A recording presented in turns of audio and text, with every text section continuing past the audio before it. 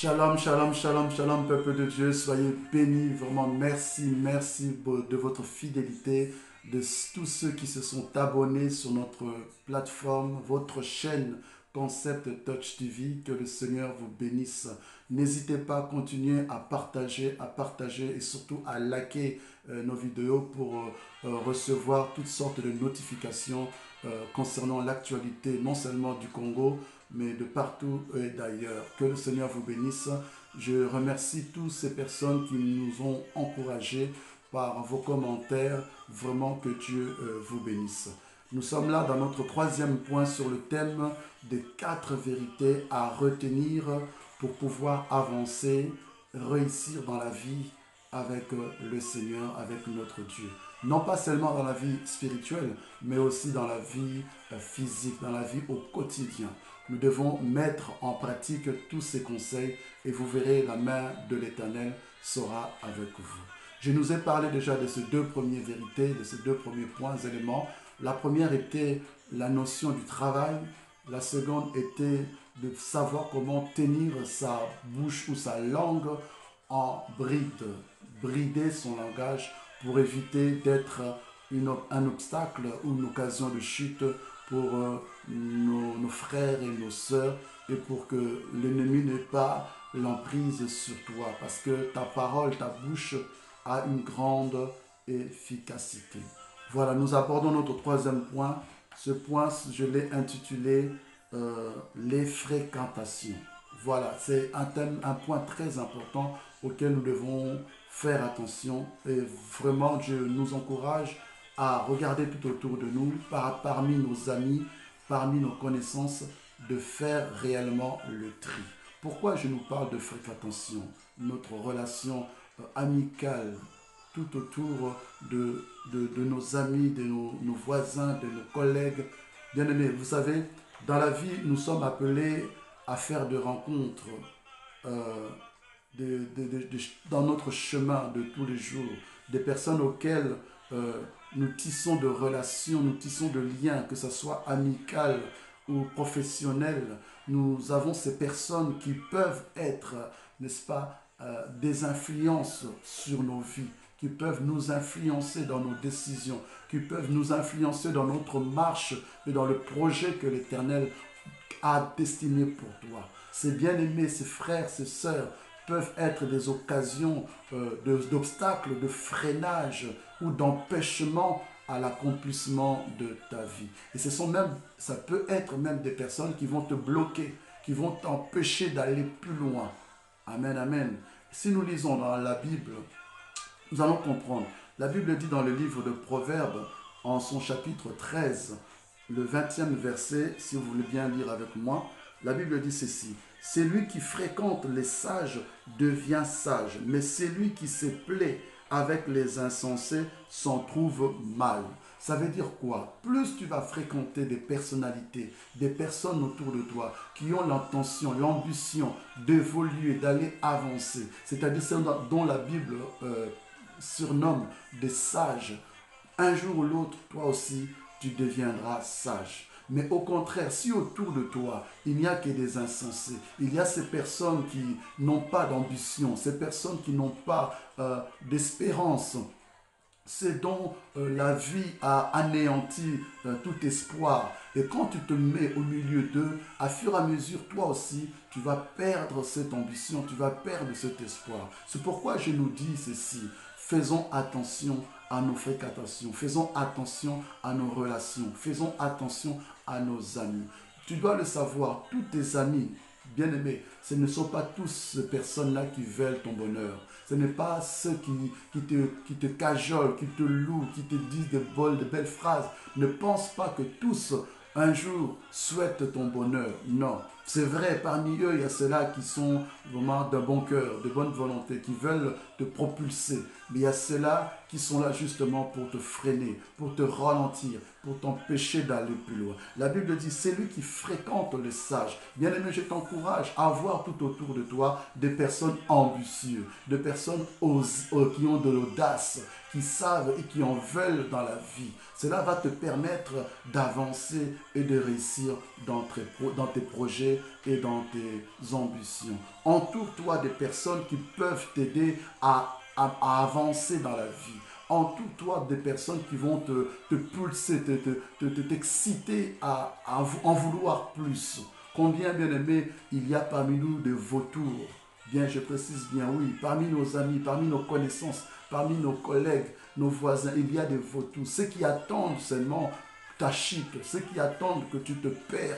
Et c'est eux-là, le premier qui seront à se moquer de toi, à se ricaner de toi. Pourquoi? Parce qu'ils ne sont pas dans cette ambition de te voir prospérer.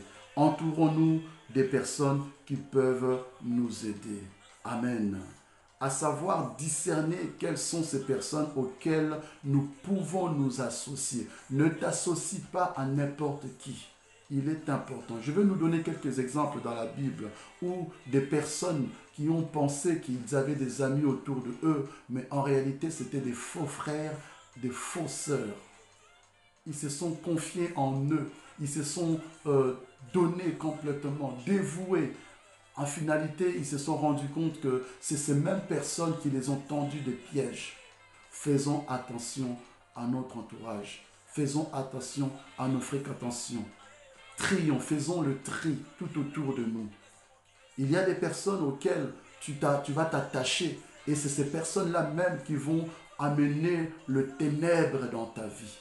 Ce sont ces mêmes personnes que tu tapes de poitrine, c'est mon ami, mais demain après demain, tu ne sais pas quel est réellement son vrai visage. Faisons le tri. Et pour cela, bien-aimé, je t'encourage de prier Dieu, de demander au Seigneur d'écarter tout autour de toi ces frères, ces sœurs dont la Bible appelle des vautours, de faux frères qui sont là pour soutirer la grâce ou les bénédictions qui sont promises pour toi. Je vais nous faire lire ceci dans le livre de 1 Corinthiens en son chapitre 15. Le verset 33 nous dit ceci, les mauvaises compagnies corrompent les bonnes mœurs. Si tu es entouré de mauvaises compagnies, si tu es entouré de faux amis, si tu es entouré de personnes qui n'ont pas d'ambition, qui sont là juste pour profiter de toi, bien aimé, ils finiront par éteindre la prospérité, éteindre l'ambition que tu as. Entoure-toi des bonnes personnes. Entoure-toi des personnes qui sont dévouées à réussir dans la vie. Entoure-toi des personnes qui en veulent dans leur vie. Sachons comment faire le tri dans notre entourage. Tu dois comprendre que ce n'est pas tout le monde, je répète, ce n'est pas tout le monde qui souhaite ta réussite. Ce n'est pas tout le monde qui souhaite ton épanouissement. Apprends à faire le tri dans ton entourage, dans le domaine de la relation, à tout niveau, au niveau social, au niveau amical, au niveau professionnel, au niveau même familial. Il faut faire le tri. Même dans le niveau, dans le domaine spirituel, au sein même de la communauté, au sein même de frères et sœurs, soi-disant entre guillemets chrétiens. Faisons le tri. La Bible dit, celui qui a trop d'amis, celui qui a beaucoup d'amis, en réalité, il les a pour son malheur. Bien-aimé, je te conseille, Proverbe chapitre 18, en son verset 24. Plus tu chercheras à avoir des amis, plus tu chercheras à t'attirer des problèmes, à t'attirer des ennuis. Faisons attention. Regardez l'exemple. La Bible nous dit dans le livre de Psaume, en son chapitre 1, le verset 1 et 2.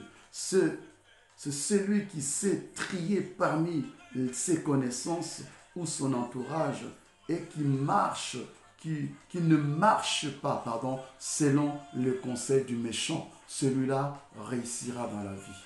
Celui qui ne s'assoit pas au milieu de personnes qui ne font que critiquer matin, midi, soir.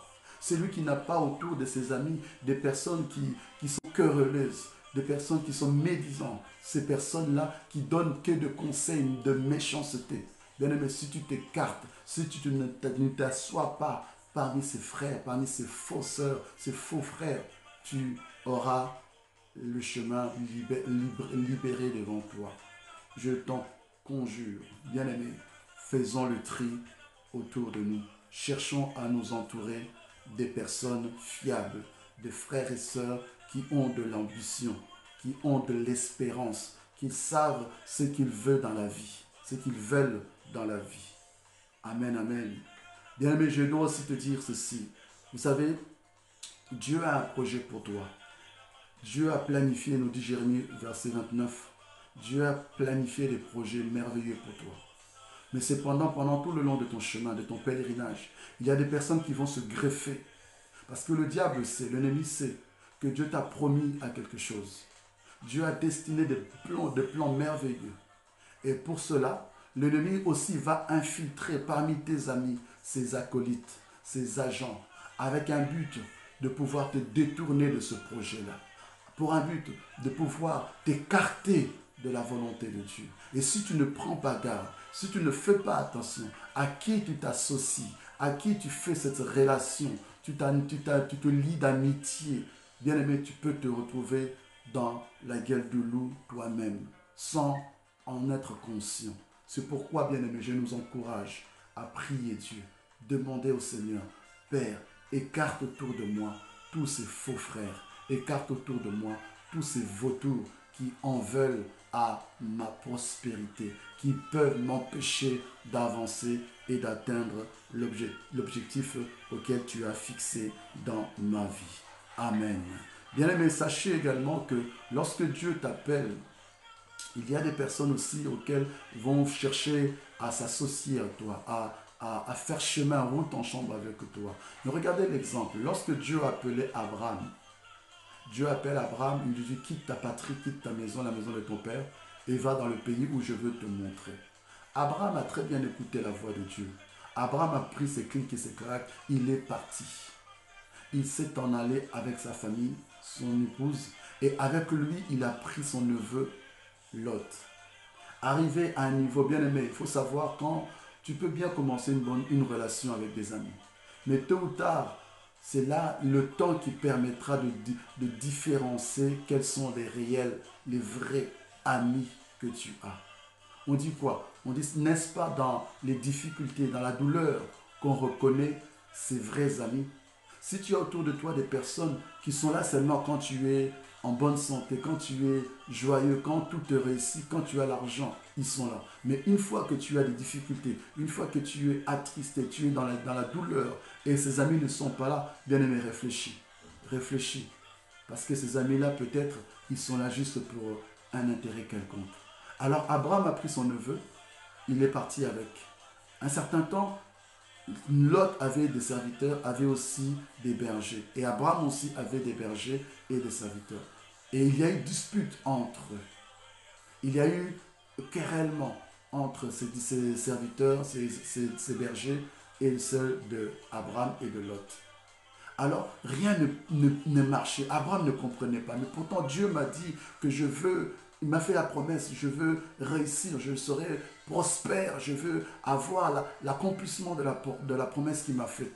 Abraham se posait la question, mais qu'est-ce qui se passe? Voilà que Dieu va lui révéler. Quand je te dis de sortir, de faire le chemin, est-ce que je te dis de prendre quelqu'un avec toi? Est-ce que je t'ai ordonné de prendre Lot avec toi? Non. Lot, je connais le projet que j'ai pour Lot. Je m'occuperai de lui. Mais ce qui concerne ta relation avec moi, je ne veux pas que tu introduises Lot dans cette relation. La Bible dit qu'Abraham était dans l'obligation de mettre une séparation entre lui et son neveu. Il va dire à Lot, si tu vas à gauche, moi j'irai à droite. Si tu vas en haut, moi j'irai en bas. Ça veut dire quoi? Il a fallu qu'Abraham puisse mettre une séparation, faire un tri pour pouvoir voir la gloire de Dieu ou la promesse de l'Éternel dans sa vie. La Bible dit au moment où Abraham va se séparer de Lot, alors c'est là que l'Éternel va apparaître et il va démontrer à Abraham le planning, le projet, le chemin à suivre. Aussi longtemps que Lot était avec Abraham, Abraham ne pouvait contempler la réussite dans sa vie. Abraham ne pouvait avancer avec Dieu parce qu'il y avait un intrus, il y avait une personne qui était l'obstacle dans la promesse de l'Éternel concernant Abraham. Amen. Je ne parle pas de la division, non. je nous parle de faire le tri. Trier ses amis, ce n'est pas rejeter, non, mais de savoir avec qui je m'associe, avec qui je fais route. Parce qu'il y a de ces personnes-là auxquelles tu fais une relation et ces personnes-là te propulsent. Ces personnes-là vont te faire avancer. Ce sont ces personnes qu'il faut s'associer. Il est écrit, nous avons lu tout à l'heure, celui qui fréquente les sages. Ça veut dire des personnes qui ont de l'ambition, des personnes qui ont de désirs, des projets. Tu finiras par devenir comme eux. Mais au contraire, si tu as au milieu de toi des gens qui ne font que quémander, des gens qui ne font que se lamenter, des gens qui ne font que pleurer matin, midi, soir, un jour, aie crainte que tu deviennes comme eux. Alors je t'encourage de faire le tri dans ton entourage. Amen, amen. La Bible nous dit ceci dans le livre, toute l'histoire que je viens de rencontrer, c'était dans le livre de la Genèse, en son chapitre 13, le verset 1 à 9,14, l'histoire d'Abraham et de Lot, où Dieu va demander à Abraham de mettre une séparation. Il est bien souvent, bien aimé, Dieu attend que nous fassions le tri à nos côtés pour pouvoir mettre sa promesse en application. Prions Dieu, vraiment, que Dieu nous sépare. Je répète, prions Dieu. Que Dieu t'aide à faire le discernement, à faire le tri parmi tous les amis. Que ce soit au niveau de ton entourage, au niveau même de l'église. Il y a des faux frères qui se sont infiltrés dans nos assemblées. Il y a des fausses sœurs qui se sont infiltrées dans nos assemblées. Et ils ont comme objectif de nous détourner de la grâce de Dieu, de nous détourner de tous les projets que Dieu a projeté de faire pour toi et pour moi. Tu dois savoir, il y a des relations, bien-aimées, où lui-même Dieu va envoyer des personnes à tes côtés. Regardez l'exemple de David avec Jonathan. La Bible dit que lorsque il y a eu connexion entre David et Jonathan, la Bible dit que le cœur de David était apaisanti, était dans la joie. Jonathan de même. Il a dit lorsqu'il a vu Jonathan, il a aimé. Parce que Jonathan était d'une même conception que David. Il était dans les mêmes ondes que David. Ils se sont compris tout de suite et ils ont fait route ensemble. Et vous verrez, vous comprendrez plus tard comment Jonathan a maintes fois sauvé la vie de David. Et à la fin, même au moment où Jonathan n'était plus là, David va se rappeler de son ami. Il va dire, y a-t-il pas un descendant de Jonathan pour que je lui rende les bienfaits qu'il m'a accordés? Et là, vous allez trouver l'histoire de Mephibosheth, là où David va bénir cet enfant, il va lui mettre à ses côtés, il va s'asseoir dans la table de grands. Vraiment, faisons attention. Là, j'étais dans le livre de 1 Samuel, en son chapitre 18, le verset 1 à 3. Faisons attention, bien-aimés, à des personnes qui nous entourent. Faisons attention à nos amis, à des amis où nous avons noué des relations. Il vaut mieux une réprimande ouverte que de douces paroles, des paroles de gentillesse, mais qui derrière est cachée une ruse. Faisons attention aux paroles que nos amis nous tiennent. 1 Roi chapitre 13, en son 11e verset 22e, l'histoire de ce jeune prophète et de ce vieux prophète. C'est pourquoi je nous ai fait dire, même au niveau des hommes de Dieu, il y a ceux-là qui ne veulent pas voir nos vies aller de l'avant. Il y avait un jour un jeune prophète qui a été révélé par l'Éternel et Dieu lui a recommandé certaines choses. Et par son chemin, il va faire la rencontre d'un vieux prophète. Ce vieux prophète, c'est vrai, Dieu l'utilisait, mais à un moment, la lumière de l'Éternel s'est éteinte dans sa vie. Il ne voyait plus, il n'avait plus de révélation. Il a fait la rencontre de ce jeune prophète et il a commencé à lui dire des choses et des choses. Et il lui a détourné de la voie de Dieu. Tu pourras lire cela dans le livre de 1 Roi, chapitre 13, le verset 11-22. Alors en fait, là, le résumé ou ce que je veux dire par rapport à cette histoire, c'est que même au milieu des hommes de Dieu, même au niveau de frères et sœurs dans le Seigneur, il y a cela que l'ennemi est en train d'utiliser pour justement t'empêcher d'évoluer, pour justement de t'empêcher d'aller plus loin avec le Seigneur. Alors, faisons attention. Prions Dieu que le Seigneur nous aide, que le Seigneur nous préserve des faux frères, des faux prophètes, des faux amis qui se sont infiltrés dans l'Église et dans notre entourage. Matthieu chapitre 7, le verset 15 à 16.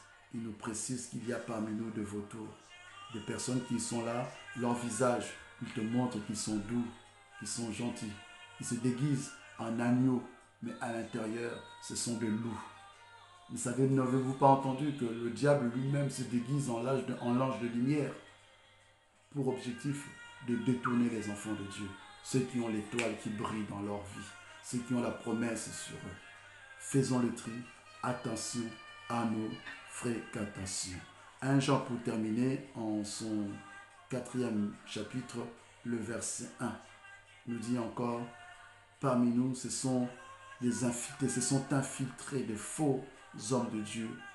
C'est pourquoi la Bible dit et nous conseille d'examiner toutes sortes de prophéties qu'on peut recevoir, d'examiner toutes sortes de paroles de connaissance qu'on peut recevoir. Examinons. Dieu nous a donné son esprit et cet esprit nous aide à faire le tri au milieu de notre entourage. Voilà, bien-aimés, le 3e point auquel je tenais à aborder avec vous, nos fréquentations. Si nous voulons réussir dans la vie, si nous voulons avancer avec l'Éternel, faisons attention aux fréquentations. Nos amis, faisons le tri. Il y a ceux-là qui nous veulent du bien et il y a aussi ceux-là qui nous veulent du mal. Que Dieu nous bénisse. Nous nous donnons rendez-vous à notre prochaine édition concernant le 4e de vérité à retenir pour avancer et réussir avec Dieu. Ce sera tout simplement de ne jamais abandonner. Je parlerai de la détermination. Même dans l'échec, ne renonce pas et n'accepte pas la défaite tant tu n'as pas encore essayé. Que Dieu bénisse sa parole, que le shalom de l'Éternel soit sur vos familles. Merci encore pour tous ceux qui s'abonnent, qui partagent et qui nous likez nos vidéos et soyez abonnés pour recevoir nos notifications de notre chaîne plateforme Concept Touch TV. Que le Seigneur notre roi vous bénisse. Je me dis à bientôt au nom de Jésus.